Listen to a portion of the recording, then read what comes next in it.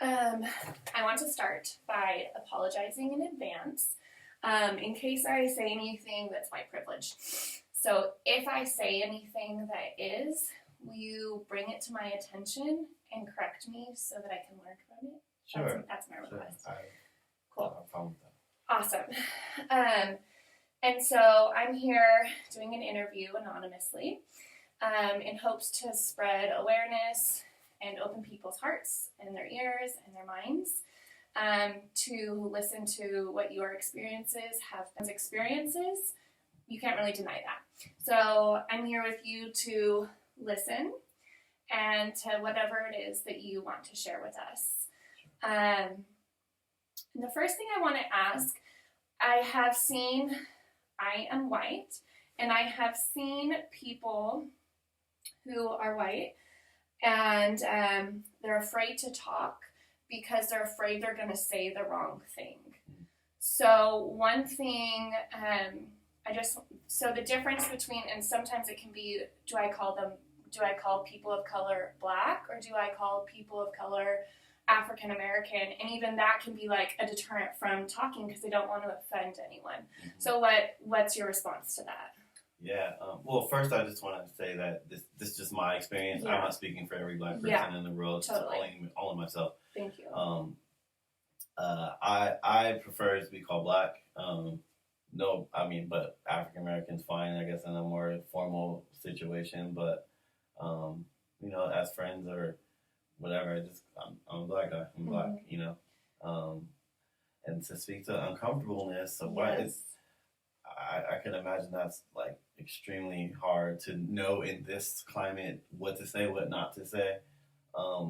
But honestly, things coming from the heart are coming from the heart. It's when you speak from a lack of understanding of a situation, and you're just saying it just based off of your experience, but you're not trying to understand others. That's when things come out kind of offensive. In the same way as being Black, I think I'm kind of privileged to the fact that I was born in a hood that was only Blacks and Mexicans, to then at like 13 years old moving to Clovis and going to a school where I was the only Black male for periods of time, So I got to kind of see it from both perspectives. But I can only imagine how difficult it may be for someone to understand, like, what can I say and what can I not say? And that's probably one of the biggest questions they get from white friends. Is like, can I say this or can I not say that? I mean, say what's on your mind, but like, let's have a conversation about it. Thank you. So the takeaway from that is just speak from your heart, and then that will be known and heard. Yeah, and respect that my experience in life has been a lot different than yours. Awesome. Yeah, thank you for sharing that. So do you want to start with any of your experiences that you have? Or I know with current events, now it seems from my perspective that everyone's talking about this. Yeah. But what's your experience? I think that a lot of what's going on, I'm not sure what side or who's putting it, but they're making it into a race issue. And in some instances, it is a race issue, only because the contact with police seems more predominant in the Black community because they're living in our communities. And I always ask people, if I was a police officer in a community that I'm placed in, and I never arrested anyone, I would get fired. So I'm going to find something wrong. But I live in a community that's predominantly white, and I don't see police very often in my neighborhood, driving through my neighborhood. But growing up in a Black neighborhood, you see them like every 5 minutes. So eventually, you're gonna have contact with them. I haven't had the best experience with police officers in my past. I've had instances where I wasn't doing anything wrong. Not saying I've never done anything wrong, because I have. And I really can't. I can't really sit here and pinpoint and say police they're targeting me because I'm Black. But I can say that that it feels like it. Feels like it. So, um, growing up in the hood, I've seen. I also so some of us I believe about police officers or DA or the court systems or whatever it is that I don't know necessarily that they're always trying to find the person who did it, but they're just trying to find a person instead of the right person um, at times. And like I said, being predominantly in communities that are Black and Hispanic, it creates more crime in those areas. You know. The police being in the areas creates more crime in those areas. Is what you're saying? Okay. Exactly. I just if I put it like this, if a police officer was sitting in front of your house 24/7, he's gonna find something you did wrong. You know, you're gonna break a law. Everyone breaks some law. I mean, it's impossible to know every law, not break every single law. Mm-hmm. Eventually, gonna find something, or he's gonna find something because it's his job to find something. Mm-hmm. You know, I have a friend who's a cop up in Sacramento area, and we were actually at a wine tasting one time. When he's off work, and he's like, "Man, today was such a boring day." I was like, "What do you mean boring? You're a cop. You know, it should be fun." He's like, "Yeah, I couldn't even get self motivated stops." And I was like, "Well, what do you mean? What's a self motivated stop?" He's like, well, sometimes like we'll stop people just to like see if there's anything going wrong. You know, he's like, "I couldn't even get it." I was like, "That's kind of messed up." You know, like. So you don't know they're doing a crime. You're just stopping them just because like you have nothing else to do. Mm-hmm. And I started thinking about that. Like, if you see them all the time, every day, and they're looking for someone doing something wrong, I don't know if that's really their job. Mm-hmm. But they feel they have the power to do that. Yeah. You had said that you had personal experiences. Do you want to share at all about your personal experiences? Sure. So I've had too many run-ins with police officers. I can start with bars in Clovis. I remember a time some friends of mine. I wasn't there at the bar, but some friends of mine had gotten to an altercation. I got a call to come pick some people up because I wasn't, they were drunk. I had to pick some people up. I go to the bar in Clovis, and then I'm walking across the street with one of my friends. Like, I went to the bar, grabbed my friend, walking across the street, and the cops tell me to like drop my jacket, and they come and arrest me and take me into the car. And then later they tell me they're giving me a drunk in public, which I hadn't even drank, and everyone else went home, and I wasn't even involved in the altercation. So I was like, well, what was their motivation for stopping me? I can only think that it had to be because of my race, because no one else went to jail. Was anyone else Black or African American? No one else. Yeah. So that was one altercation.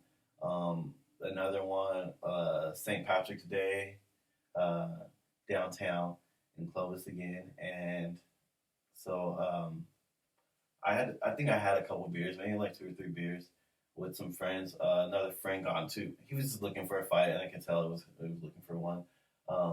And he found a fight, got in a fight. The bouncers were dragging him out of the bar. So I go up and I grab him. And I'm like, "Hey," I told the bouncer, "I'm going to take him with me. Don't worry, I'm going to take him. I have my car right over here." So I grab him. Some other guys come. They jump him again.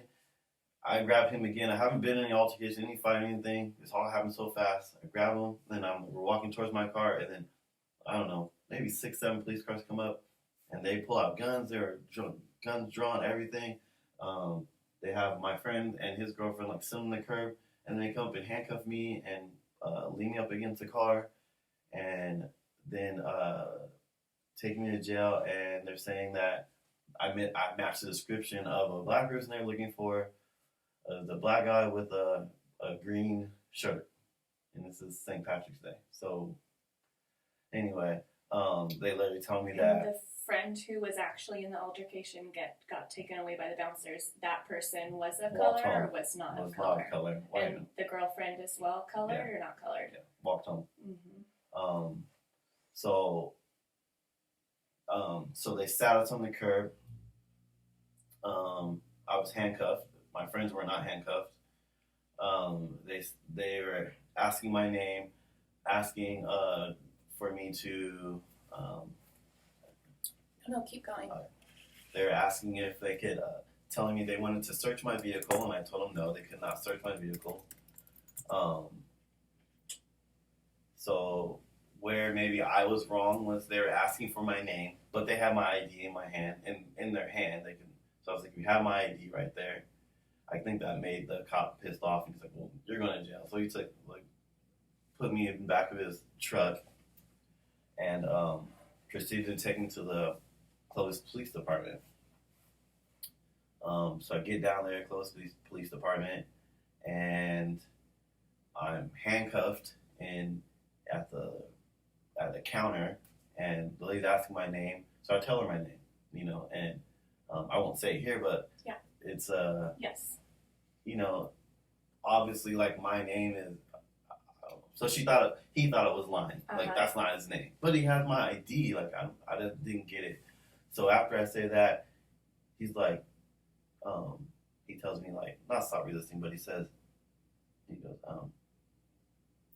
you better comply. And he grabs me and slams me on the ground, puts his knee like in the back of it was not on my neck, but on the top of my back, and he's leaning on me, and I'm like laying there, and I'm like, dude, I can't breathe, stop, like, what are you doing, why are you doing this, I'm not a small guy, but, this guy was a lot bigger than me, and he's like leaning on me, and then, I just remember it's crazy because I remember seeing, another police officer. I remember seeing like the concern and look on his face, and it's just like a moment of clarity, like it was weird, and then all of a sudden, like he just got off of me and he grabbed me and like slammed me through this door in this room, and I was like, "What are you gonna do? You're gonna beat me up in here? Like you don't want anyone else to see, And I remember everyone, like all these people who were like in drunk tanks and stuff, like yelling and like saying what's going on, And then my knee just swells up like crazy. And then he's like, I just remember talking to other police, like, oh shit, like his knee, so now we gotta take him to the hospital. The cop telling the cop who beat me up that he has to take him to the hospital now. So, I go over to the hospital, they take me there, and he's saying all kinds of stuff to me, like he's gonna kill me, he's gonna like, he's gonna find me, all this stuff, and I'm like in this police car, and This is on the drive. Yeah, on the Just drive. you and he. Yeah, him and there's another officer in the car. And he says anything, or he's quiet the whole time? Just quiet the whole time. Never said. I couldn't pick him out. I couldn't tell you who he was because he doesn't say anything. He's not involved in any of it. Matter of fact, actually, I can remember that he was new and he was learning. So, because I remember he was trying to show him how to write the report and all this stuff. We get over to the hospital, and I'm being seen by one of the nurses and stuff. They go give me an X-ray. They bring me out. He's like whispering stuff in my ear, and I don't know why, but I'm just kind of laughing it off because it's like, I don't know. I just laughing off like whatever, man, And then like, so they come back with the X-rays. They're like, oh, your knee, there's no like damage or whatever, but the knee like needs to go in a brace, right? So the doctor comes over, he starts putting this brace on, and then the cop pulls the doctor to the side to somewhere and talks to him, and the doctor comes back and he's like, oh yeah, never mind, you don't need the brace. They take the brace away, and I'm like, I don't understand. Okay, whatever. So then later, one of the nurses comes over, and she's like, oh yeah, they don't want to put the brace on you because if you have the brace, they can't take you to jail. So I'm like, well, I'm not sure, if I guess, like these are the things, like games they play or whatever. But so I go, I'm done with that. They take me like and book me in the Fresno County Jail. And then I get released. Get these. I think so. He tells me. I mean, I see my charges there. I just had one charge of what was it? Not resisting. It was like obstruction of justice of a police officer. I don't understand that charge or where it comes from or how they would have ever proved that or whatever. But so I get this charge. It's a misdemeanor charge, and so then that next day I'm just calling attorneys like, hey, this is what happened to me. Like this cop like basically beat me up like while I was handcuffed, and then and so none of the attorneys that I talked to would take my case. They were like, yeah, you're not hurt bad enough, or they think like, and it's like, dang, the severity of how how bad you're hurt is what will determine if they'll take your case. It's all based on money. So I don't know why, but I ended up calling the ACLU, and they take all my information, and like within like 10 minutes, someone called me back, and they're like, wow, they're like, we're actually representing a couple cases in Clovis right now because Clovis is like number one in like in California for racial profiling. And will you, for me and anyone who's listening to this, what does ACLU stand for? American Civil Liberties Union. So they represent a lot of civil rights cases. Perfect. Thank you so much. And so they said that they were taking lots of cases in Clovis because Clovis is racially profiling. Yeah, exactly. So after that, so I contact them. They call me back. They're telling me that they're like, well, we can take the case. We can fight this case. We can file a civil lawsuit. We can do all these things. But then you'll be fighting this case for a while. At that time, well, anyway, so they tell me that. So after they said all that, I think I had a court date. I think I had like a public defender assigned to me at first. I'm thinking like because of the misdemeanor thing, I'm like, oh well, it's gonna go away or whatever, something. So I get there and they're like, well, if you just don't get in trouble for 90 days, we'll like throw the case out or something. And I'm like, I'm not accepting that I didn't do anything wrong. So I like plead not guilty.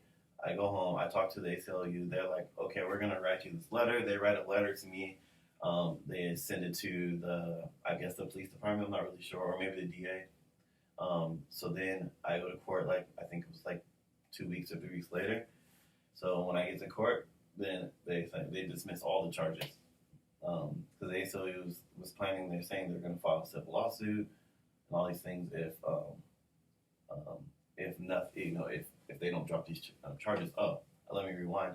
So also, kind of ridiculous to me, but then I had a vandalism charge. I was like, well, I didn't understand it, but I'm like, asked the attorney, what do you mean a vandalism charge from what? And it's like, well, the cop is saying that they handcuffed you, and then you went from the front of the truck all the way to the back of the truck and scratched the truck and put a big scratch on it.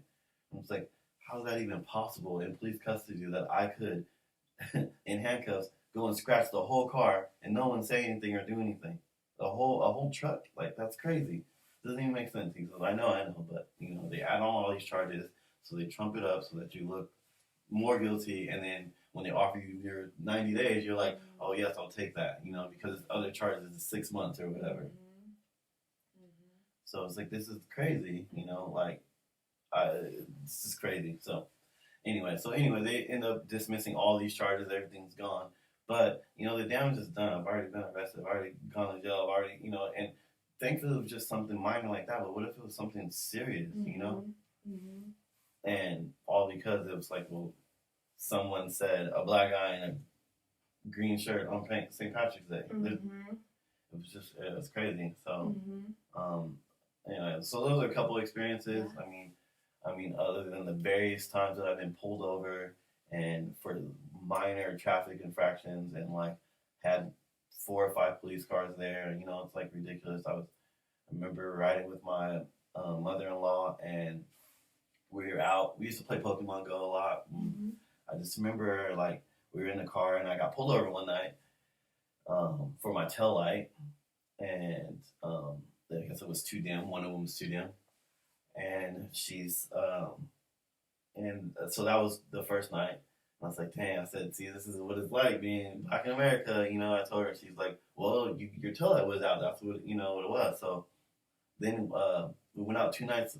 2 nights later, got pulled over again because it was. I mean, mind you, it was late, 10:30 or so at night or whatever. Because we used to, I put my kids to bed or whatever, and then I would go out with my mother-in-law, and she's Caucasian woman, So we go out again, and then I have then another night we're over, and I had my nephew and my mother-in-law, and I think maybe my son or someone. I was someone else with us, and they got pulled over again. So this is like 3 times in like maybe 2 months time. Okay, can I clarify? So the tail light's not actually out; it's just dim. Dim, yeah. Okay. They said it's dim. Okay.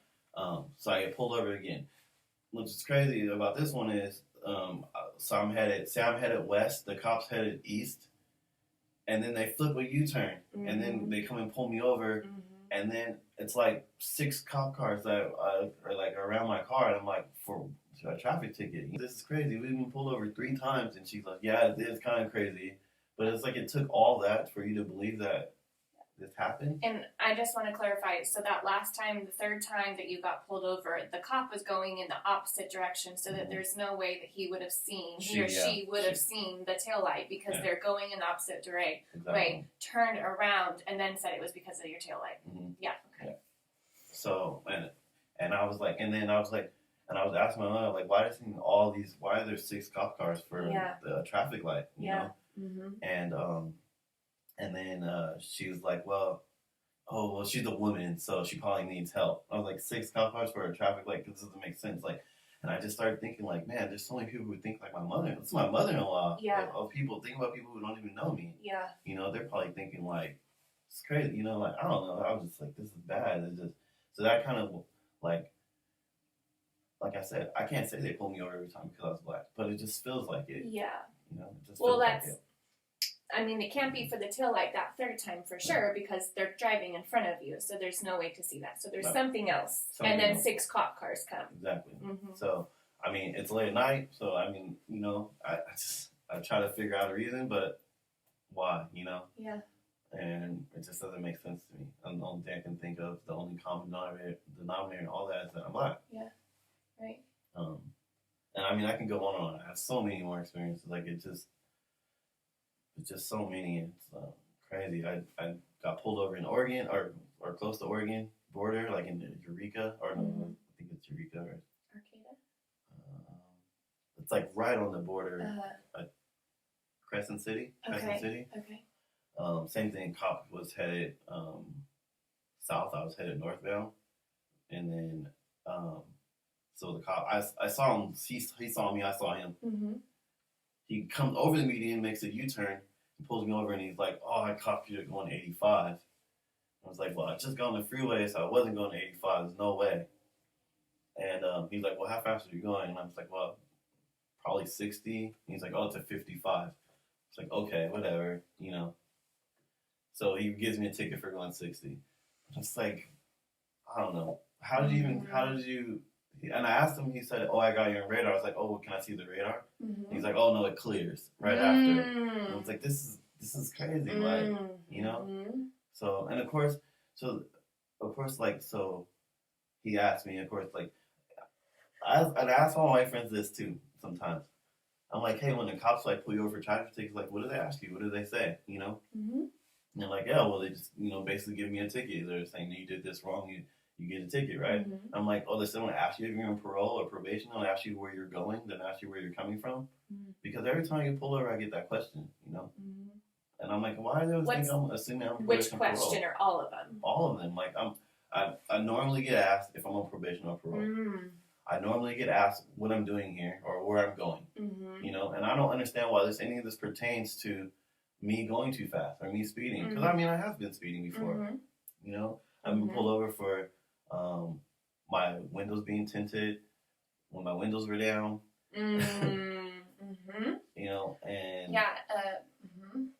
and still asked, like, I mean, I was like, I think I was coming from a job interview one time, so I was just like dressed in like a suit and tie, and it's like, I was like, "Oh, well, there's a lot of drug activity over in this area, so we just asked everyone." And I was like, all right, whatever, It's just the contact with the police is It's a lot, and I'm not saying like I'm a perfect angel. I've never done anything wrong because I have like, but it just seems like that. It just feels like that for some reason.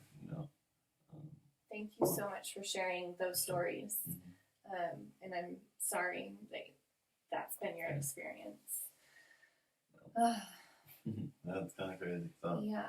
yeah, and like I said, I grew up in Clovis. I mean, I moved here when I was 13.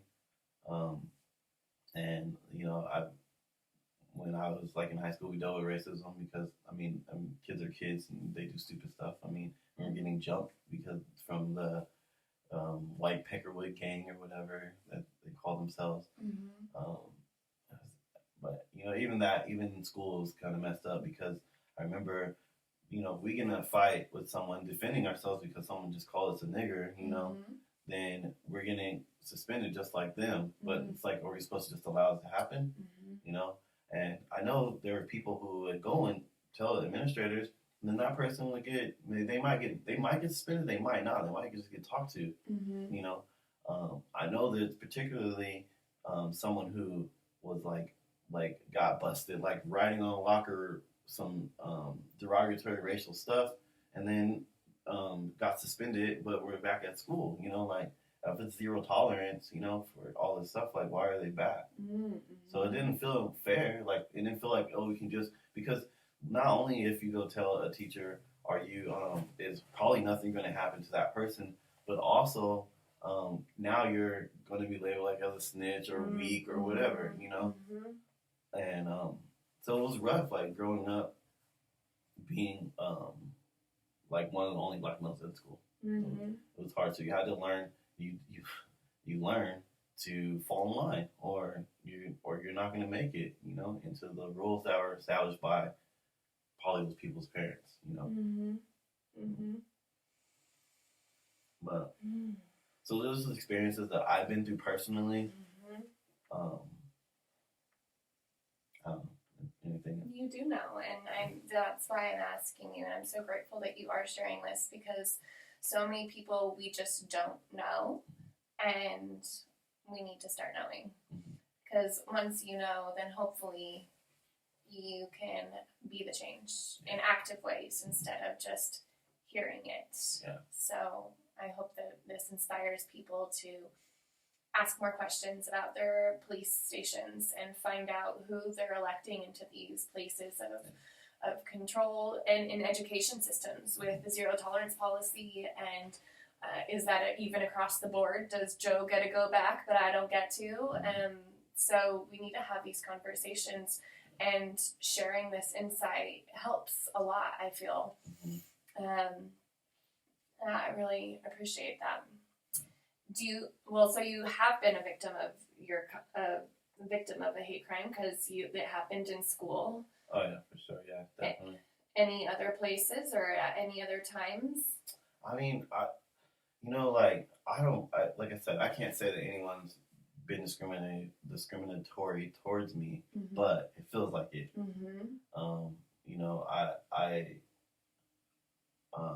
I know, like, for instance, if I go into a store and I have I enjoy wearing hoodies, you know what I mean? Like, it's comfortable.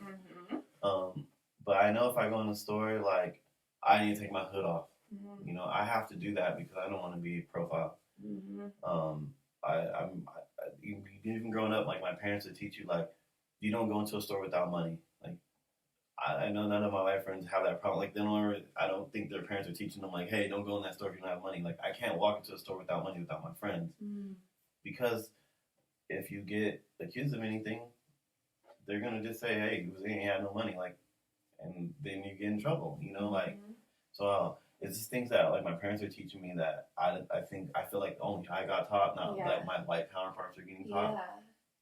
Can you remember any other things that your parents taught you growing up that you, maybe looking back at now, think maybe that white people aren't getting taught? I would tell you, like I've been like an interracial date for probably forever, but I know it's something that's funny, and it's always a question. It's like, it's a joke, but it's serious. It's like, oh, are your parents going to be okay with this? Like, I guarantee you that probably every single black male who's ever dated a white woman has always asked, like, are your parents going to be okay with this? You know what I mean?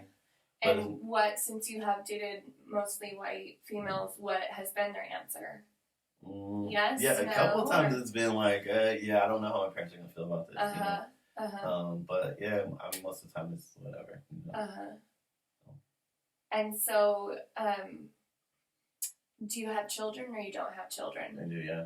And they're all inner. So. And so, do you have any talks with them about any of this stuff, or teach them any lessons, or tell them any things that maybe white people don't have to tell their children? Honestly, I don't feel I haven't had to, because I think that they've gotten it through everyone else. So I hear them making comments and stuff or whatever. So I may correct something that they have wrong, but I haven't really had the need to be like, hey, you know, your friends can do this. But at the same time, a part of me, I don't want to. I want them to feel equal to everyone else. I don't want to put sometimes I think to myself, where I may be different from other people, is that maybe someone's put this in my head to believe that, and maybe it's not like that. Maybe it is not really like I doubt it, but maybe it is not really like that. And so I don't want to put it in my kids' heads that they're treated any differently, because I don't want them to feel any different. I just want them to grow up and, you know, and feel they can do whatever they want to do. I don't want them to feel like someone else has an advantage over them. Although it may be true. And so with these recent activities, does it stir anything with you? Does it change the way that you felt before this stuff? Or is it just more of the same stuff? It's been happening my whole life. Yeah. It's just, honestly, it's just on TV now. Yeah. You know, it's just other people can see it, which is good, because, I mean, Martin Luther King, right, was protesting peacefully, but honestly, like, his what he was saying would have never gone anywhere without the Selma Bridge crossing and them getting televised on television being beat, you know, because as long as it doesn't affect me, I don't really care about it. And that's not a racial thing, that's just everyone, you know. Honestly, like, if I don't see it, if it doesn't affect me or my friends or my family, it doesn't matter. And so that reach that the media has to reach other people and to shed light on things, it kind of upsets me when people are like, oh, the media just creating scare. It's like, no, they're just putting the information out there. How you respond to it is how you respond to it. But without the media, there would not have been a civil rights movement. It would still probably be segregated and still be looked down on. Black people still be looked down on, you know, because there is not that widespread information share, you know. So do you have any thoughts or ideas of your own that maybe could bring forth change? Yeah, like I was saying earlier, understanding each other. You know, like, I need to understand that as a white person, like, the challenges that you go through, but you also need to understand the challenges I go through as well, and not just discount them like, oh, whatever, you're tripping. That's not that. Also, in my own community with Black people, we need to raise more kids to be police officers and to be politicians and to be those things, because honestly, in my community, we're more like, don't ever talk to the police. Don't be a police. Like, we shun them like they're bad, and not all of them are bad. And yeah, they do bad things to us. But if we have more of our own people, like, or people from our neighborhoods, like, in those positions, then it might change things to shift. You know, they would stop looking down on us like we're the criminals. You know.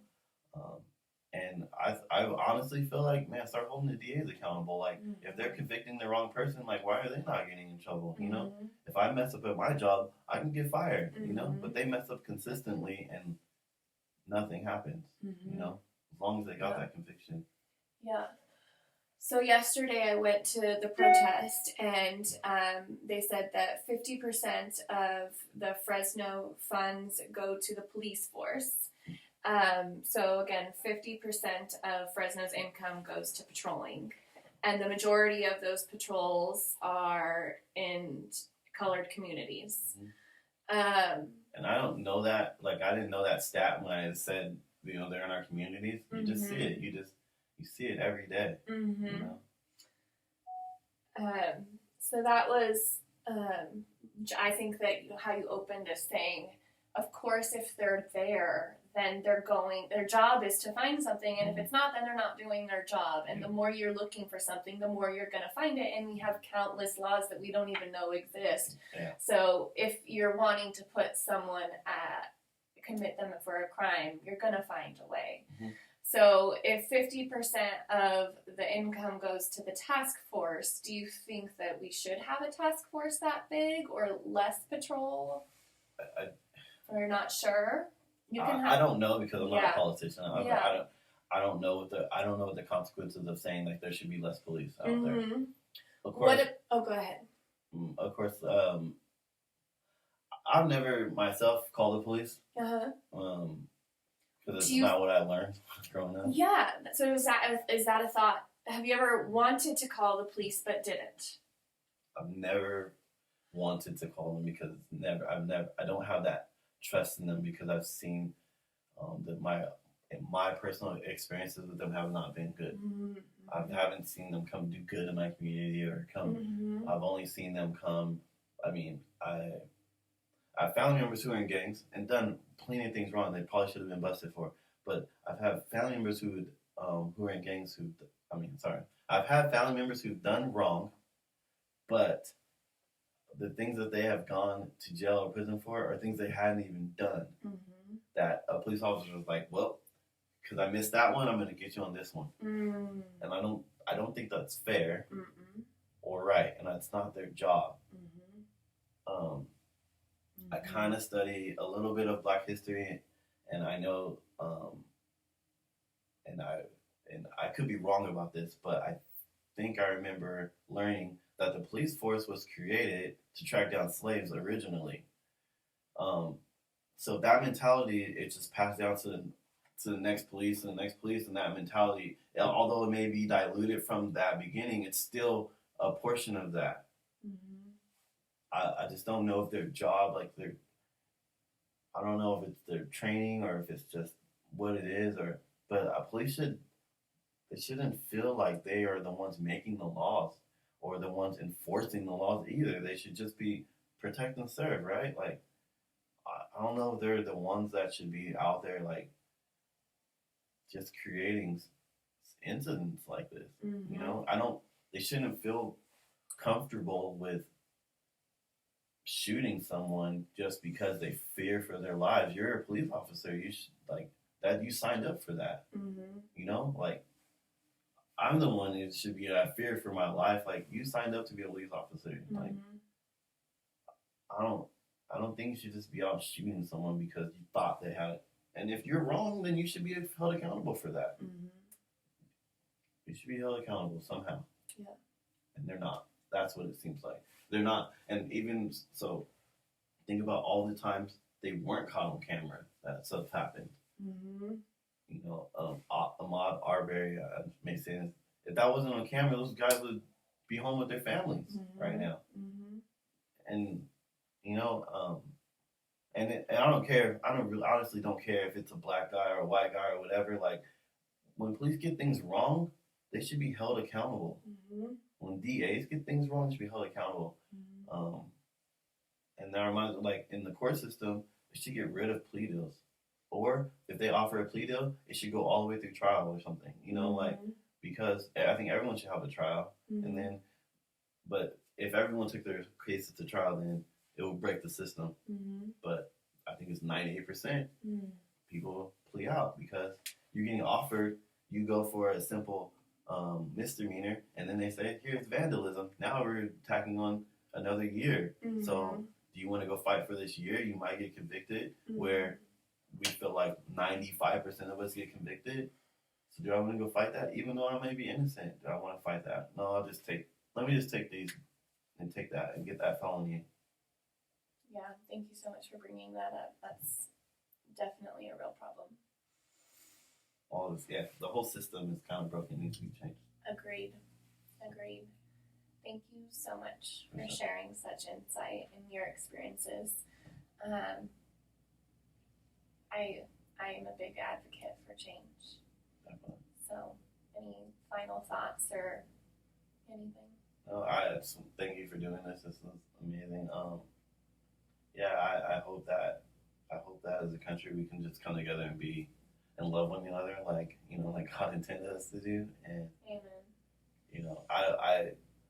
I hate bringing up racial issues because, like I said, I've been on both sides. I understand that as a white person, I want to protect what I have because if I was in power, like if we were in power as blacks, who knows what we would be doing as well. I'm not saying that. So I'm not saying that the people who are thinking one way are wrong, like they're bad people because that's just what they know. But people need to open their eyes and understand that there's something different going on than what's just happening in their household or their community. Yeah. Something else. There's more. And so, what about when people say Black Lives Matter and then other people reply with All Lives Matter? What's your feelings on that? I compare it to this. Like if you're married and you're having a fight with your husband and you're like, you know what, I'm really feeling sad about this situation. Your husband's like, well, I'm feeling sad about this, so it's invalid now because mine's more important. Mm-hmm.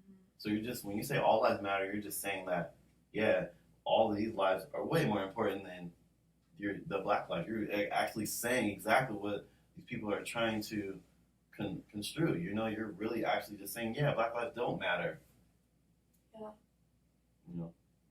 That's the only way I can compare. Thank you. That's a great comparison. Thank you so much. Okay.